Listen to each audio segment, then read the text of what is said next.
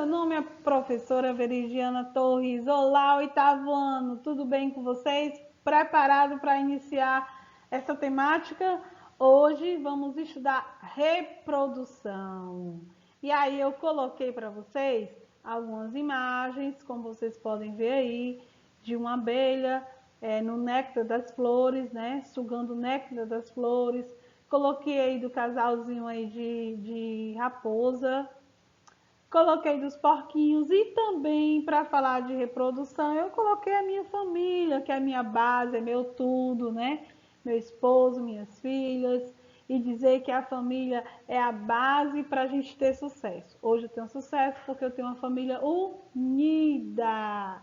Então, voltando no assunto reprodução, a reprodução, gente, ela é uma das características comuns em todos os seres vivos. Esse é um processo fundamental para a sobrevivência da espécie, pessoal. Então, nós só existimos porque conseguimos nos reproduzir. Mas, você já se perguntou como ocorre a reprodução de animais e de outros seres vivos? De alguns animais, você deve ter curiosidade, não é isso? E as plantas? Vocês já imaginaram? Então, será a reprodução desses seres que ocorre de maneira semelhante com a dos seres humanos? Acho que não. Ou será que os mecanismos envolvidos são completamente diferentes? Eu já disse, né? Acho que não.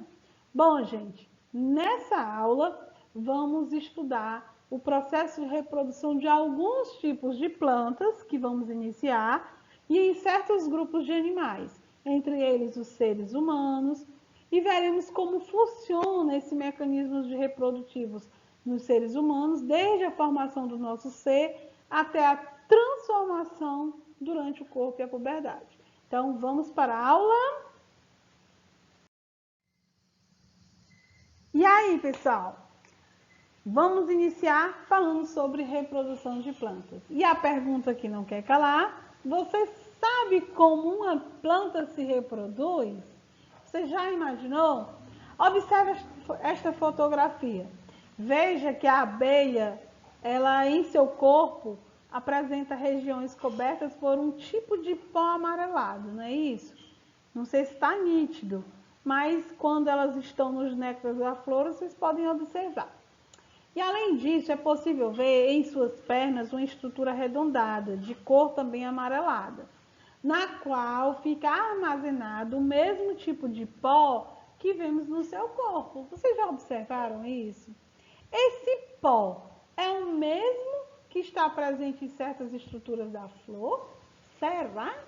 Você já parou para pensar e observar a natureza ao seu redor? Você sabe o que é esse pó amarelado preso no corpo da abelha? Será que ela botou assim, eu vou me maquiar e vou chupar ali um melzinho numa flor? Não. Qual é a importância da planta da abelha e da abelha para a planta? E aí, alguém saberia me responder? Eu acredito que você tem um jardim aí na sua casa. Então, você já viu algum beija-flor? Aqueles pássaros bem pequenininhos que se mexem muito rápido. Pois então, os beija-flores, eles vão buscar um alimento nas flores. E se você já viu qual é a comparação feita com o que está acontecendo na fotografia acima? Será que é a mesma coisa que a abelha vai fazer também? Buscar o alimento na flor? Vamos descobrir. Vocês lembram que eu pedi para vocês pesquisarem sobre as abelhas? E aí, já sabe como se reproduz uma planta? Muitas espécies de plantas dependem de vetores, como animais, eventos, não é isso? Para transportar o pólen da porção reprodutiva masculina de uma flor para a porção reprodutiva feminina da mesma flor ou de outra. Vocês lembram daquele pó amarelo que eu mandei vocês pesquisarem? Pois então, aquele pó, ele corresponde aos grãos de pólen produzido pelas flores das plantas durante a estação reprodutiva. E aí, a relação entre as abelhas e as flores ganha um grande benefício entre as partes. Se não for o vento levando o pólen, vai ser quem? As abelhas. No caso da abelha, ela utiliza o néctar floral para se alimentar e durante essa cola, né, a abelha acaba por retirar esse grão de pólen das antenas, a flor. E ao pousar em outra flor, ocorre a polinização, ok?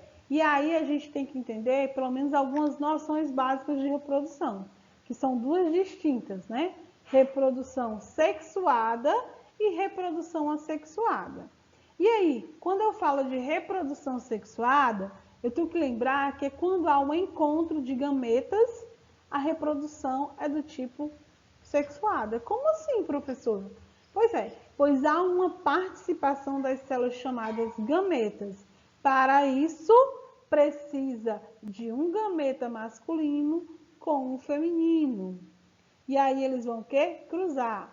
Para isso, precisa se fundirem no processo de fecundação, que é onde origina uma única célula chamada zigoto. E aí tem todo o processo de reprodução. Não vamos ver isso agora.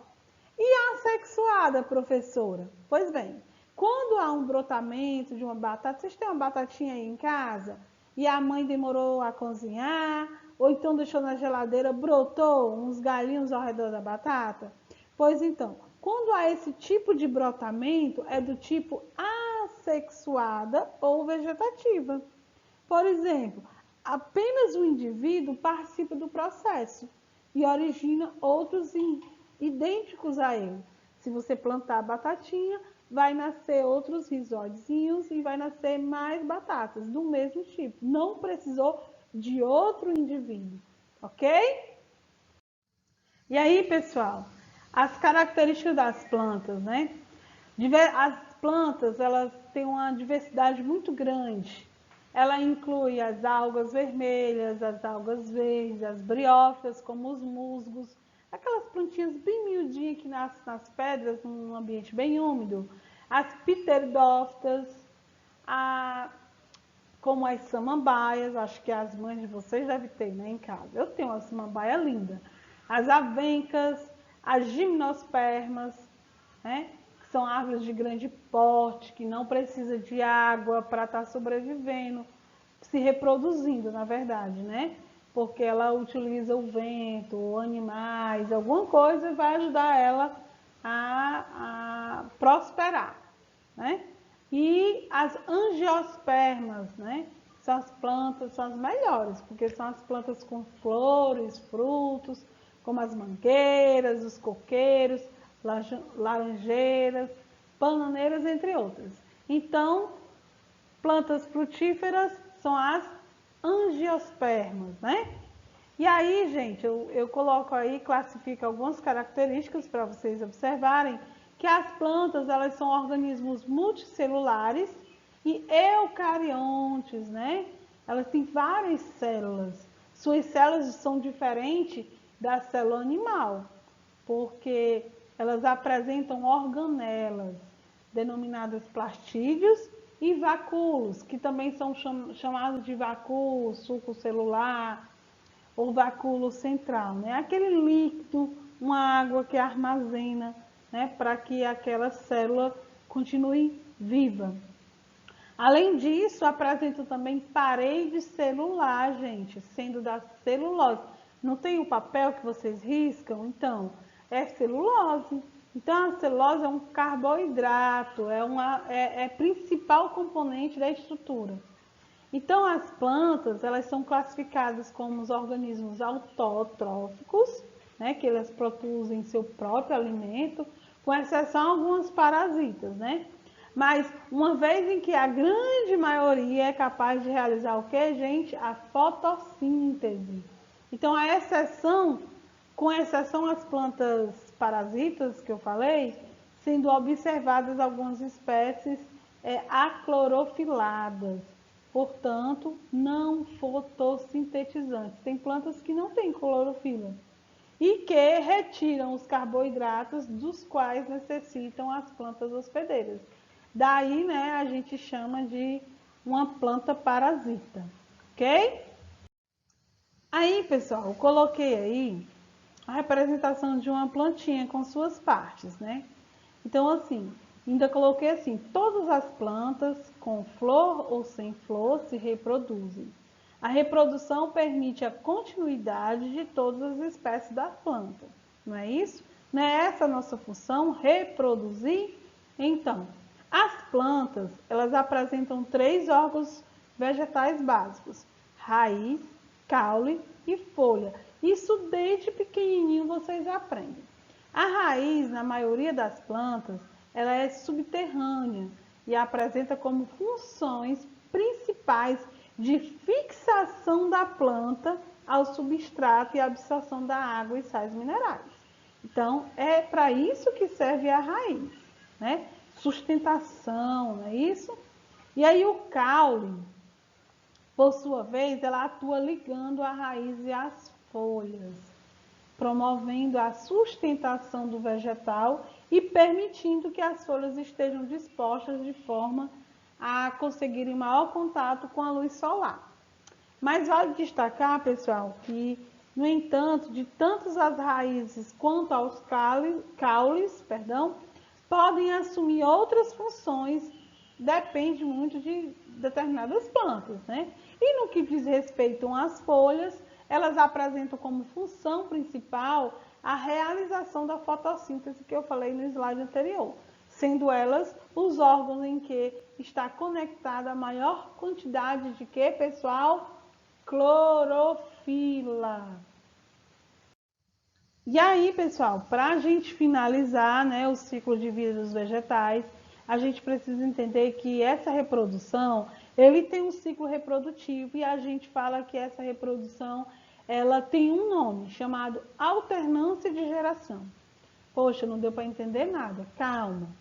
Olha, eu quero que vocês entendam que vocês precisam saber de um conceito.